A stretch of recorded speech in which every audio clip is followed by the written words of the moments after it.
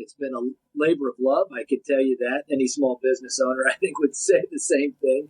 Is that you do it, and you do it because you really are passionate about your product or your service or whatever you do. You're with The Capitalist Sage, a twice-a-month podcast that seeks out entrepreneurs and experts that speak to the real-world life of doing business for their sage advice. Now, with your hosts, Karl Barham and Rico Figliolini.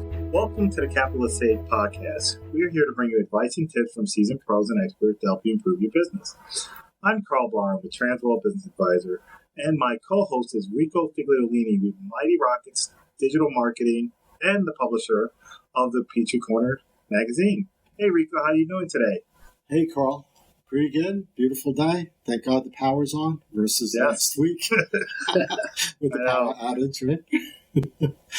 Before we get into the show, let me introduce our lead sponsor, Hargray Fiber. They're a great Southeast company that works in fiber optics and IT management, working to make your business sound and be able to communicate with the rest of the world, whether it's your at-home teleworking employees or in office, because COVID is still going on, right? So many different people are working it differently. And here in Peachtree Corners, they're very involved. They're involved with Curiosity Lab at Peachtree Corners. They're involved with the city. They're really in tune with the community, and that's how they are with every community they're in.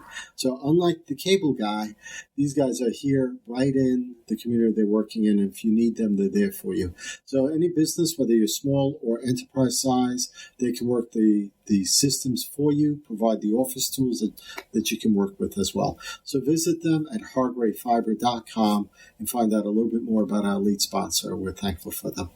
So cool. Sounds good. Well, thank you, Rico, for introducing our sponsor. Today's guest is Barry Adams, CEO and founder of Peachtree Awnings, a local small business that's located here in Gwinnett County, and one of the business leaders in the community that we're glad to have as a guest with us today. Hey, Barry, how you doing? Great, Karl. It's good to be here. Thanks. Good. Why don't you introduce yourself a little? Tell a little bit about yourself and what you do.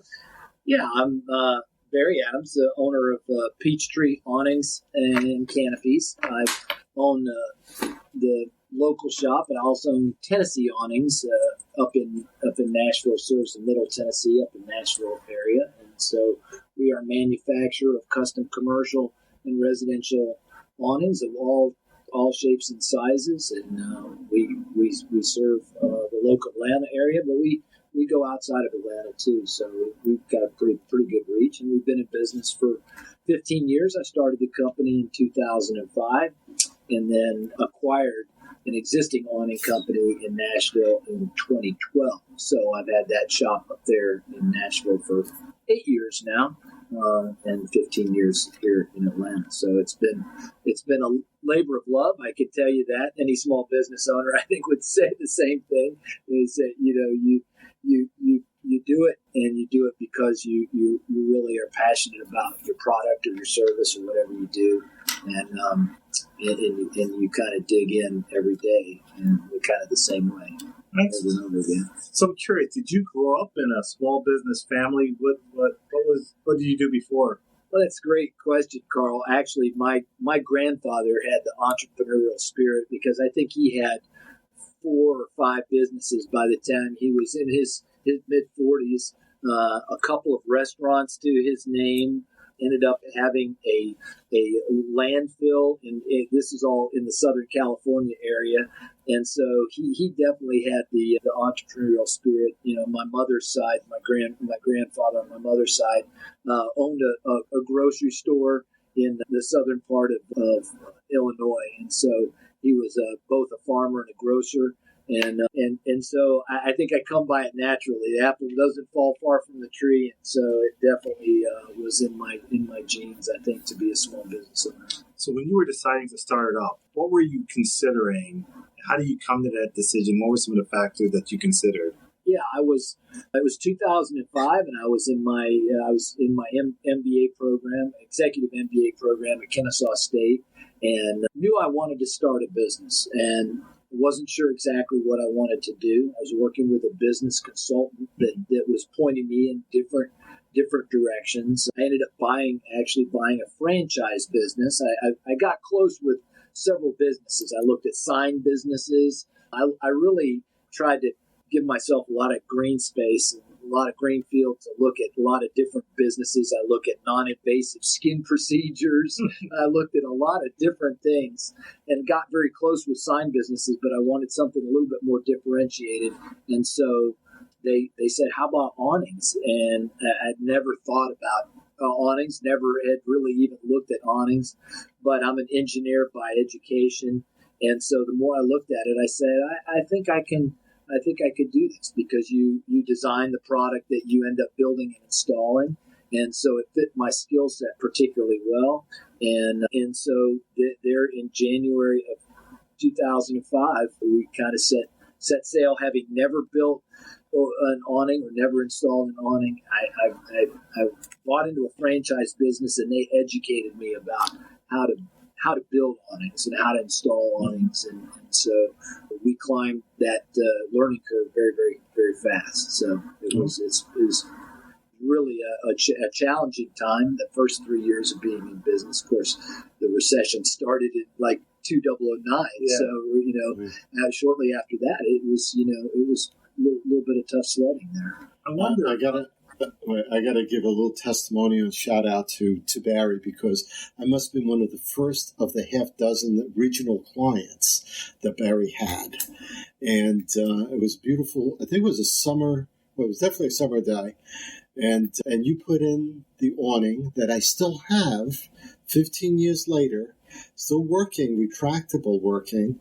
And I'm not a maintenance type of guy, so the cables might be a little rusted and stuff, and the fabric might be a little bit dull, but it's working fine. 15 years later, I guess. I can't tell you how much we appreciate that too, Rico, because at that stage in our career, we, in our business development, I didn't have any orders, and I didn't have any customers, and so you were, every time I came back to the shop and I had an order, it was time for celebration, really, because we did not have any customers at that time, and every time we added one to our to our stable of customers, we were really, really excited. So great times. Thanks for that. Yes. Really. Yeah. I'm curious about that first year. Is there anything that you've learned that if you wish you knew, someone told you about in that first 2 to 3 years about business, about being a small business owner, that you would pass on to someone else starting off? Well, yeah, a couple of things come to mind, Karl. One of the things is I think you can plan to be big, but think small starting out. Think small. I bought used office furniture. I bought used trucks. People want to go. A lot of times they want to have the biggest and best, or newest anyway, the newest and best of everything. And I would say think small. Plan to be bigger, but think small, because you can always scale it up from there based on your success or your volume. The other thing is, of course, be a planner, and I can't emphasize that enough on the small business side. Be a planner, and always be thinking about that next step that you want to take. It doesn't have to be 5 years out there, but it definitely has to be 12 to 18 months out there. And then think about that next step. Think about it like you're, crossing a river, a very, very turbulent river, and you have to step across those rocks very carefully as you cross from one bank to the other bank. Now, once you start in to cross the river, you can't go back to the other bank, right? That's not an option. So I often say it's not about making all the right decisions. It's about making the decisions that you make right. Once you make a decision, don't worry about whether have I made it right? Try to make it right, and you're not going to make every decision 100% right. But I can tell you that if you're making 7, 8, 9 decisions out of 10, or 80 out of 100, or 90 out of 100 correctly, you're going to be in rarefied air, right? You're going to be among those small business owners that are really, really super successful. And so It's not about making all the right decisions, and don't agonize over, wow, once you have the information that you have, and frequently it's incomplete, right? We don't have the benefit of having all the puzzle pieces in front of us. But once you got enough information to make the decision and then go about making it right. It's interesting to talk about decision making. Even at the beginning, what would you advise people that's struggling with actually making decisions, get right or wrong? But a lot of folks can't even make the decision to buy that business, start that business, grow, invest, make that hiring choice. How do you get through that? Yeah, you're right. That is probably the toughest decision, because you may be leaving something that's safe and secure. You may be leaving an income that's a known quantity, and which I was leaving something that was very insulated and insular, and then embarking on something that's very uncertain and very unknown, and that's a very scary thing.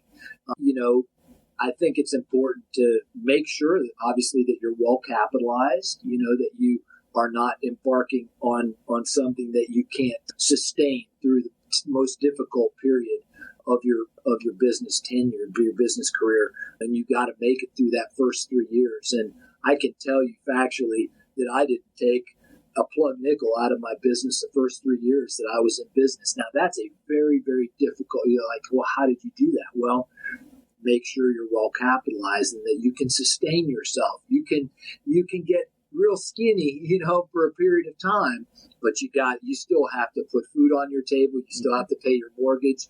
And so you have to, from a personal standpoint, make sure that you can sustain yourself through those first 3 years, and plan really almost to the effect that you're not going to take an income for that first 3 years. And what does that look like? Can you sustain yourself through that first 3 years without taking any money out of your business? Because there's a likelihood that you're going to have to, anything that you make, you're going to have to plow back into the business, particularly in that first 3 year period of time. So that makes a lot of sense, and that's good advice for folks.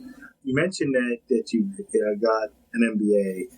What effect and impact do you think that had? A lot of small business owners don't get that formal business education. Do you think that's impacted how you approach your business? Well, first of all, getting my Executive MBA at Kennesaw was definitely a catalyst to me starting my business. I think the genesis of me starting my business began as I embarked on that program, and so it was definitely a catalyst for me.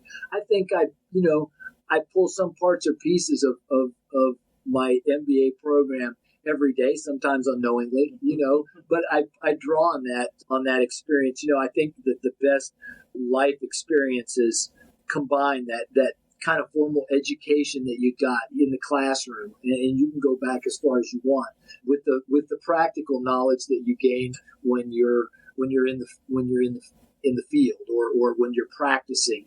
And that goes for everything from the first job that you may have ever had in a fast food restaurant or cutting lawns.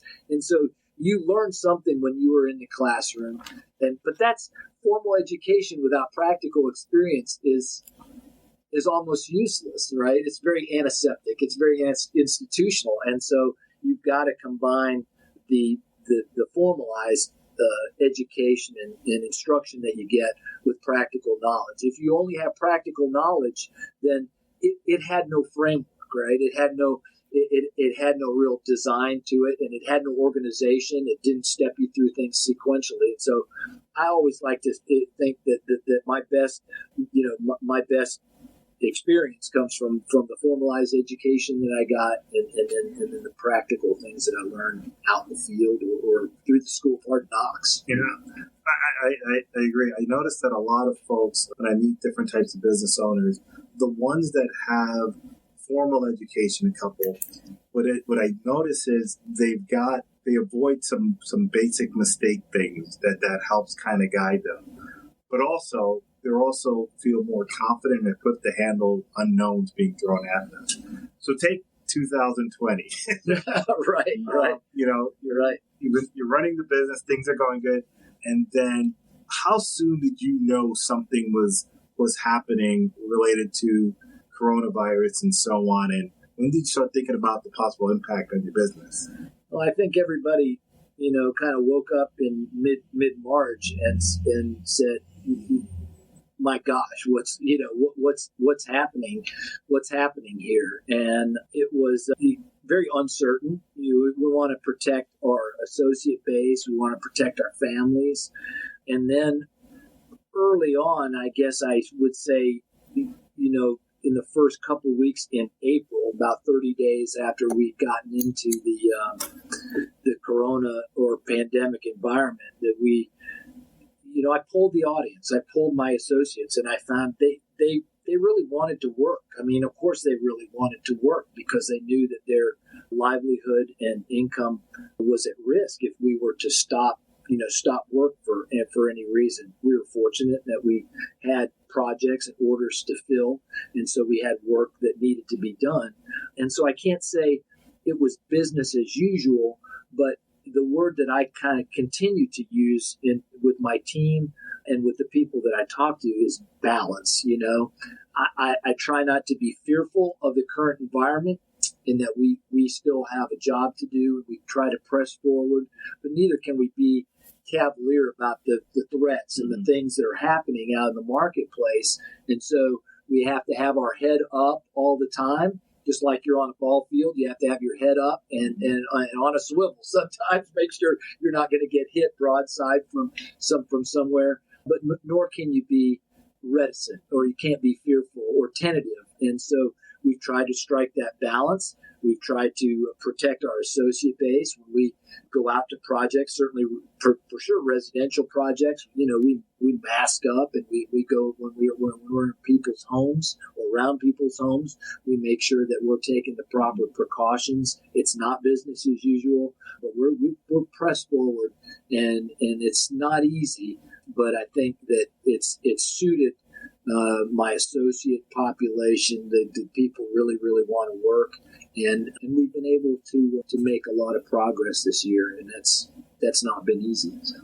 We noticed a lot of this year at the beginning. We talked a lot about a bridge plan, and it was just simply when this hit a lot of businesses, what do you do to get through this and power through to excel?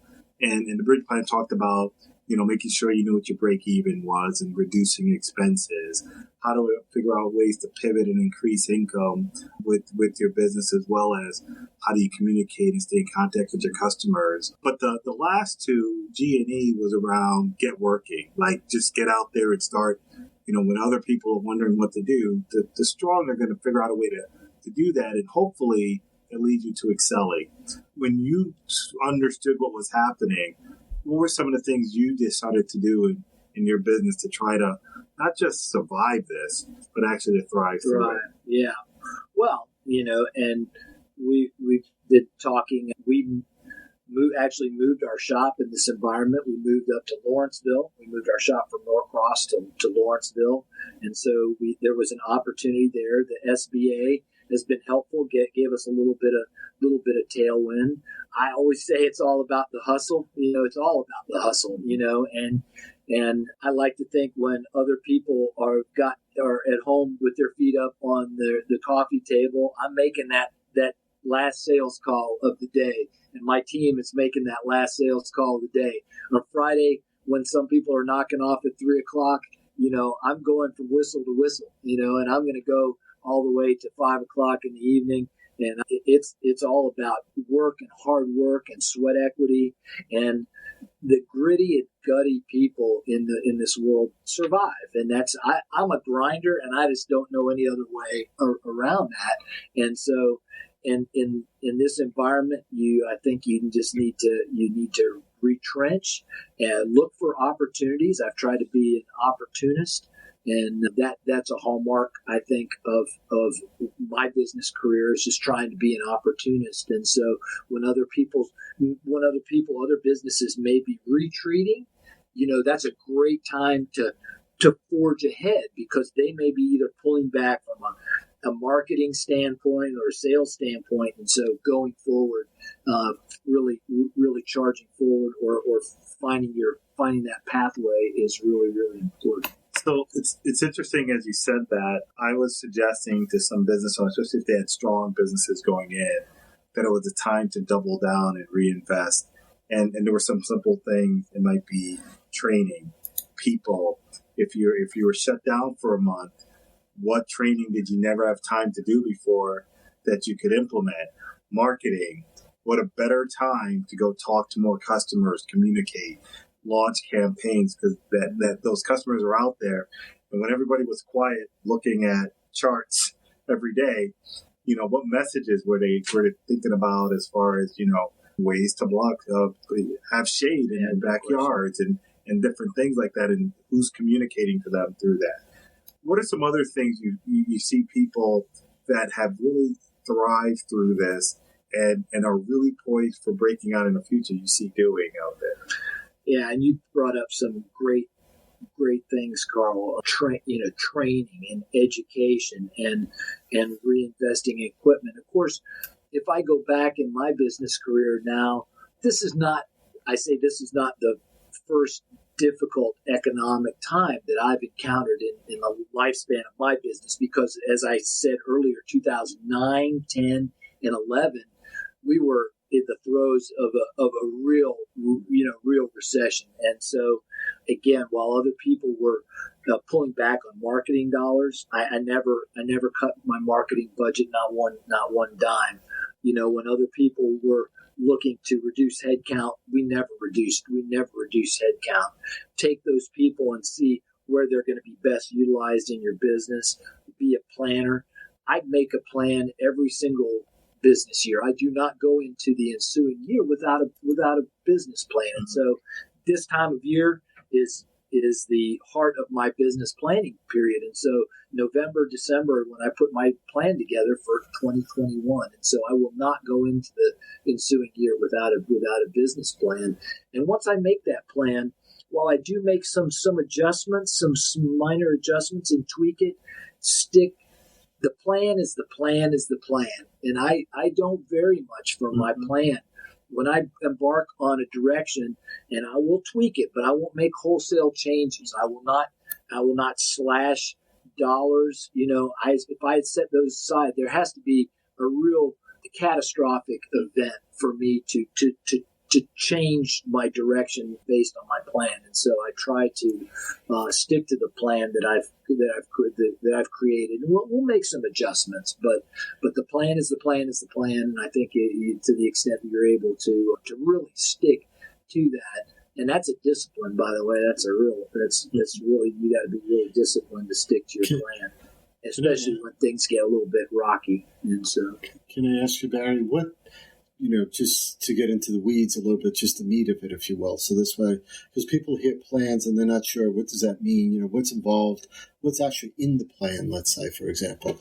So could you give an idea of what that, 2 or 3 points of what that means? As what's in a plan for you? Is it a sales goal? Is it a dollar amount? Is it adding a truck? What's in a plan for you? Yeah, well, yeah, what is the structure? If somebody were to look at your plan, how would you describe that? No question. I mean, I think it starts with, it really does start with your marketing and sales plan in conjunction. You're going to look for geographic extensions. You're going to look for product extensions. So that's going to drive your marketing. So I'm going to advertise, or I'm going to push this product forward with my sales team or with my marketing dollars. And then so out of that marketing plan that comes from your strategic goals, that I want to grow in this geographic area, or I want to grow in this product group, or I want to reach these customers, this, and then you create out of that kind of marketing plan comes your sales plan, and so now you've kind of flesh that out with your team. These people are going to produce this amount, in terms of selling or sales dollars, and then rolling down from that, obviously your expense model.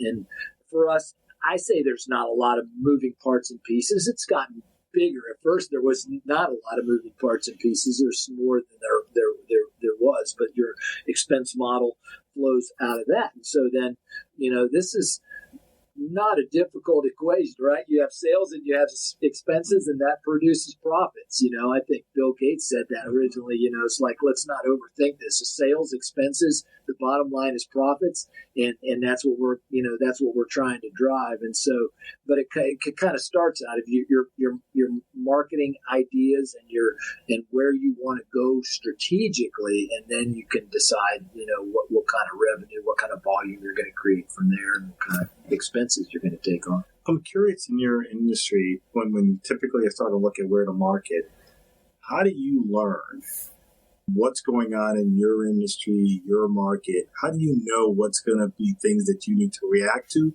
or things where there's opportunities? How do you, as you and your team, learn new things? Well, I think you got to be in touch with your sales team. First of all, it was to start out with, it was just me. And so I had to be head up all the time, active in my community, active in the business community, active in my trade association, looking for changes. I really do think about it as the business owners like a ship. And I'm in the wheelhouse, and I'm in the wheelhouse and I'm guiding the ship. Well, the captain has got to be responsible to be looking out there and seeing what kind of weather conditions are what's changing, and the tact of the ship and that kind of thing. And so as a business owner, I have to have my head up, and I have to be aware of industry changes, of market conditions and market changes, and opportunities for us to make hay while the sun shines. Mm-hmm. And so as an example, like home improvement in this COVID environment has fared very, very well. People were home for months at a time, and they were not spending money on vacations and going out to eat and theater and concerts and ball games. And so they looked for opportunities to improve their homes. And so as a result, that part of our business has flourished in this environment. So as the captain, you have to be head up, looking around, active in your community. So many people, I think, so many business owners, they get stuck with their head on the desk, and it's like head up off the desk and eyes forward and see what's going on, and being very, very, very much in contact with what's going on around you. There must have been a point in your business when you were doing everything, and for you to start being able to work on the business and do that and keep your head up, there was a inflection point where that started to happen. Can you tell us what that was like, and how does someone else know when that's happening and how to navigate that? Yeah, that's great, Karl, because it takes me back to like 2007, 8, and 9, and I was literally on the ladder. I was on the ladder installing. I think that first year, 2005, I know I did 109 or 110 jobs, and I installed all 109 or 110 of them that year. And I was on those first 3 or 4 years, I was on the ladder installing the stuff that I sold. I think Rico, I think I installed your awning as well. But at some point, I think it was probably 2008 and 9. I said I can't run my business from the top of a ladder, and so there's that continuum, right? It starts out operator. There's operator on one side, and there's owner on the other side. And there's this continuum from operator, owner-operator to owner. So many small business owners get stuck at that operator phase. They can never even push the needle toward owner-operator, right? They just get stuck in that operator phase. And around 2008, 9, I can't run my business from the top of the ladder. And so I started to add head count. I added a sales guy. I added an installer. And so instead of 3 of us, there was now 5 of us. And those are steps that you make, and you're planning for them though in your business plan. You're saying, like, what? I think by the end of this year, I'm going to get to 5. By the end of 2009. think I was at 5 people, and I realized, with a drill in my hand, and screws and hanging an awning over my head, I was like, I can't. It worked for the first 3 years that I was in business, but then about 8, 9, 10, I was like, I need more help. And then you make those steps. But I can tell you that adding those heads was a part of my plan for that year. That's an important insight that it did definitely highlight. The first part that rings so true. Those first 3 years, let's make no illusion, right? It's work. You're an operator. You're doing all of those. If you are operating a small business, that comes with the territory of it. Yeah. But then you have to have a plan to move away. It doesn't happen magically. Like, people didn't just drop into your lap and it changed. The best make a plan to scale that and start shifting through that.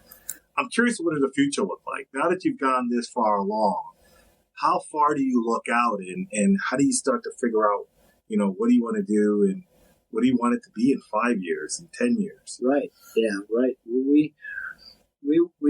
Even in this environment, we moved into a brand new 30,000 square foot facility in Lawrenceville, Georgia. A lot of our product now has shifted from fabric awnings, which is what people think about when they think about awnings and canopies. Though a lot of our work now is actually metal. We do a lot of metal architectural canopies. We serve the general contractor trade now. A lot more of our work is B2B and not business B2C, not business to consumer, but B2B. And so we've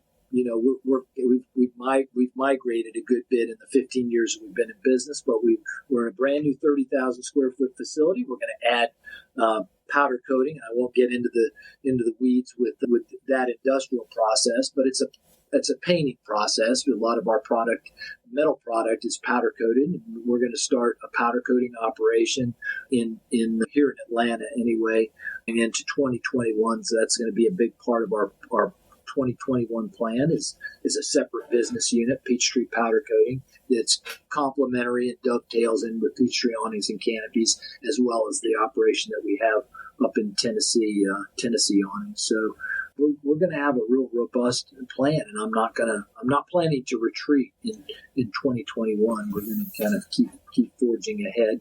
This will be a product extension as opposed to the geographic, organic growth that we've talked about. So, curious about technology and how is technology impacting your business, and how do you incorporate some new technologies? When people think of awnings, has there been a lot of innovation that we're not aware of that's happened there, and there's more to come? Not a lot of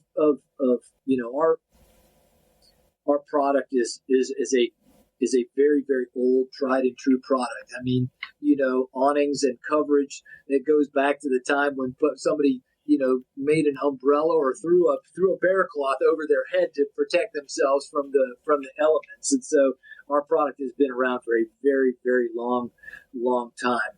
As I said, a lot of changes in the products and the materials that we're using in our product. A lot of the product fabric is still widely used, and you'll still see that product out in the marketplace, but a lot of it is now architectural metals.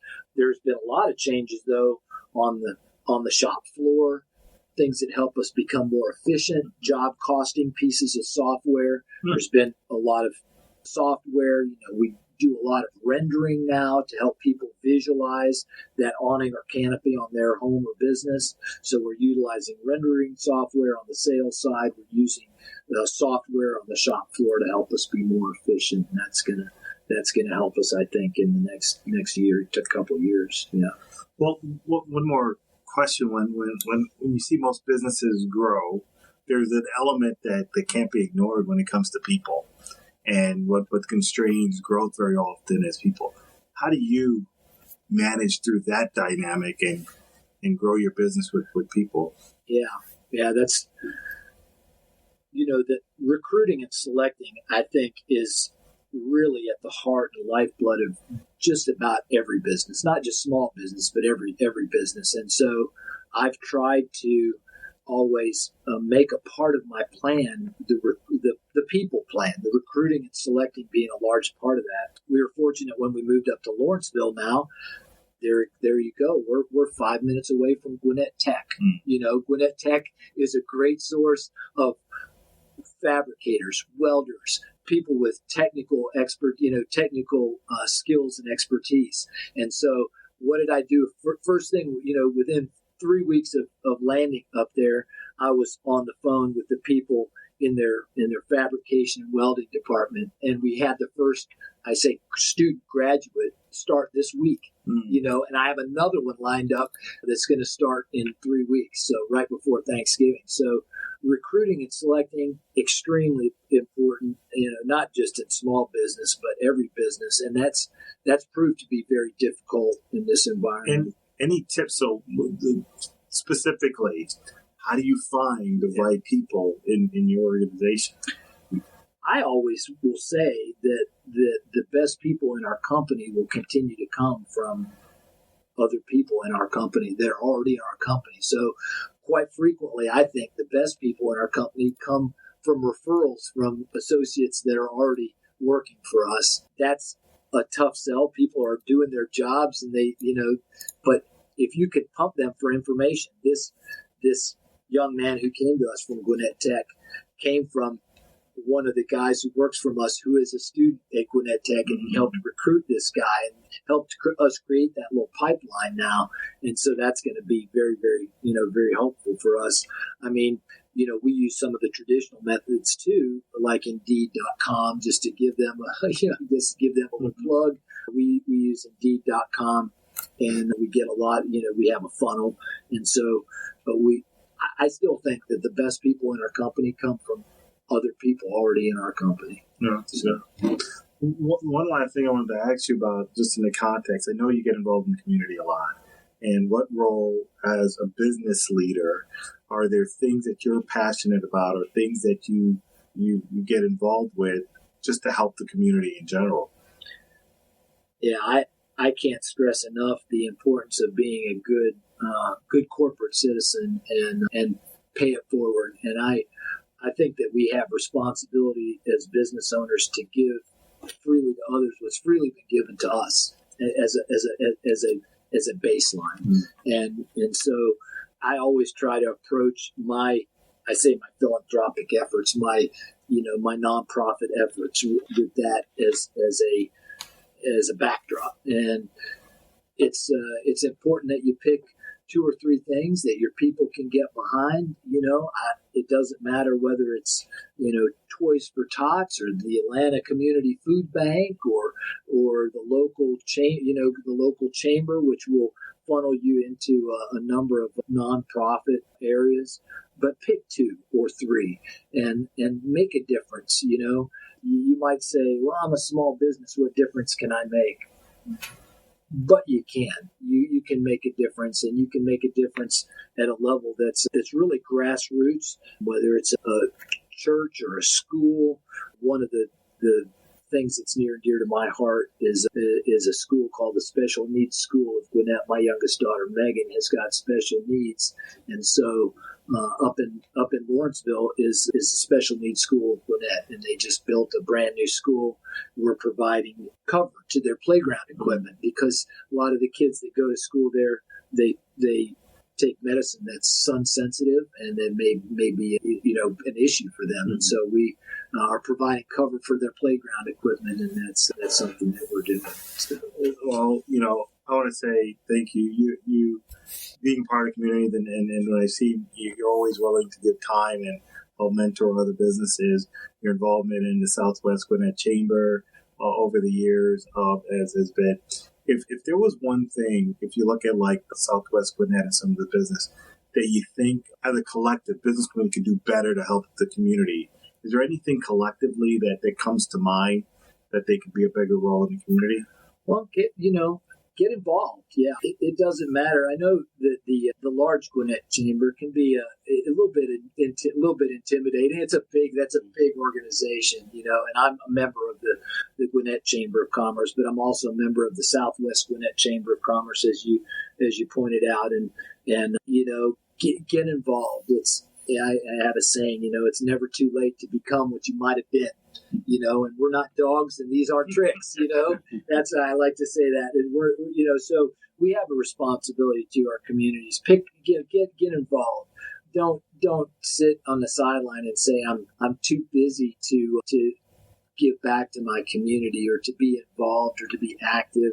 And so I started that at a very early part of my business career, and to see and be seen, and that's not easy when we're already working 12-hour days. Yeah. But I carve out that hour and a half for the first, the Southwest Gwinnett Chamber's first Friday, which is this week, and so I'm gonna always make time for those community activities and those organizations, which actually help you become more visible in the community that you serve. Mm. Before you can be a big deal outside of your community, you got to be a big deal inside of your community, or you have to be a little deal inside of your community. And if you're active and looking for those opportunities to get involved, look for your local chamber, look for church, here in Norcross and Norcross Cooperative Ministry.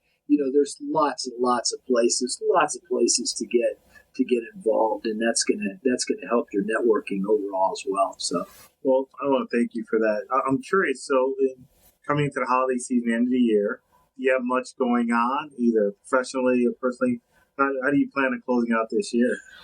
Well, the fourth quarter is typically our slowest quarter of the year, but we're still blessed to have a lot of project business and a lot of orders to fill. We'll wind it down. I think, the city of Atlanta looks for any reason to take a holiday or take a break. And so that block of time, right around Thanksgiving is a nice period of respite for everybody. And certainly at the end of the year, we think of December as having one holiday, but in fact it almost has two holidays, because you take Christmas and then immediately New Year's a week after that. So that the city slows down a lot between Christmas and New Year's, and we'll probably close down that week between Christmas and New Year's. I like to give our associates that time off paid, and give them a chance to rekindle, restrike and refresh, and spend time with their families. It's time for us to all be together. Amen. As for this 2020, turn the page. Folks could be ready for that. How do folks reach out to you if they want to contact, learn more about what you do, and what's the best way to get in touch with you? Absolutely, Carl. It's www.peachtreeawnings.com or www.tennesseeawnings.com. Both companies have independent websites. You can find us on Facebook at facebook.com/Peachtree Awnings or /Tennessee Awnings. You'll find that we have a social media presence there, and you can see lots of pictures of our current projects, or obviously you can call us up at our new location. It's 7704-98372. So, well, I want to thank you so much for, as you said, carving out time to share with us the Capitalist Sage. Yeah. Barry Adams, founder and owner of Peachtree Awnings and Tennessee Awnings, and you'll always see him at a local Southwest Gwinnett Chamber event. Stop by, say hi, could see him there, and just want to thank you so much for sharing some of the insight on your journey to entrepreneurship. Thanks, Carl. Thanks, Rico. It's good to be with you. Barry. Spend some time with you. Thanks again. Yes. We want to thank everybody with the Capitalist Sage podcast today. We're continuing to bring you local business owners, local leaders, people in the community that impact the business community and be a place. I'm Karl Barham with Transworld Business Advisors of Atlanta Peachtree. Our business is available to consult with business owners, whether you're looking to improve and grow your business through acquisition, through franchising, or you're working on planning your exit strategy, finding someone that could take the reins of the business into the future, feel free to schedule a consult with us. I can be reached at kbarham@tworld.com or www.tworld.com/Atlanta Peachtree. Rico, what do you got coming up? Sure. Peachtree Corners Magazine, we're working on the next issue, and the cover story is actually going to be Faces of Peachtree Corners. So we're working through a list of people and students and educators that'll be on that cover story. And like every other issue, there's going to be a bunch of things in it. So we're covering a variety of things that you can look forward to. You can find out more about Peachtree Corners and what we're doing at livinginpeachtreecorners.com. Follow us on social media. We're really big on Instagram and Facebook. Just look for either Peachtree Corners Magazine or Peachtree Corners Life and Capitalist Sage, where you can find the podcast on Instagram as well as our website. So, go out and look for that. We also, I have Mighty Rockets, so do a lot of digital marketing, creative director for several different companies, full hat of things I do. So if you're looking for video or marketing, photography, content online, podcast production, I was engineering today's podcast, feel free to reach out to me. Go to mightyrockets.com. So it's easy enough. Excellent. Well, thank you, everybody, for tuning in for the Capitalist Sage podcast. Stay tuned for more episodes. Have a great day. This has been the Capitalist Sage with Karl Barham and Rico Figliolini, the twice-a-month podcast with entrepreneurs and business experts. We hope you enjoyed this episode. Want more? Visit our website at capitalistsagepodcast.com.